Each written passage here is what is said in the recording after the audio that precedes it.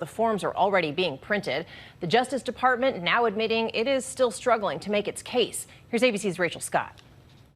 Tonight, the White House announcing it still plans to push ahead with including that controversial citizenship question on the 2020 census. Despite the Supreme Court blocking the administration's efforts, President Trump says he has options. We can start the printing now and maybe do an addendum after we get a positive decision.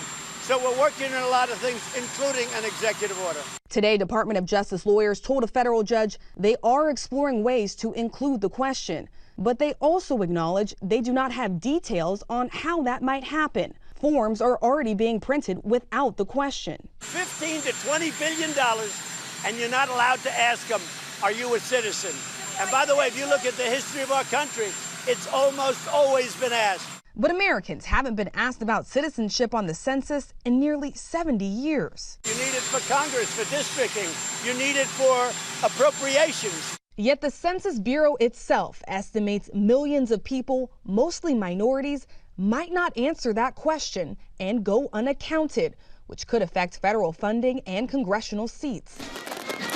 Before leaving the White House for a weekend in Bedminster, the president praising his July 4th military celebration. It was really a recruitment situation. A lot of people are going to be joining our Army, Navy, Air Force, Marines. While tens of thousands turned out for the show of force and flyovers, this head-scratching remark making headlines. In June of 1775, the Continental Congress created a unified army out of the revolutionary forces. It ran the ramparts. It took over the airports. It did everything it had to do. Many taking to Twitter, one writing, "We beat the British because they had to connect through Atlanta." Today, the president offered an explanation. He blamed faulty teleprompters. Yeah, the teleprompter went out. It kept going on, and then at the end, it just went out. It went kaput. Okay, and Rachel joins us now from near Bedminster, New Jersey, where the president is tonight.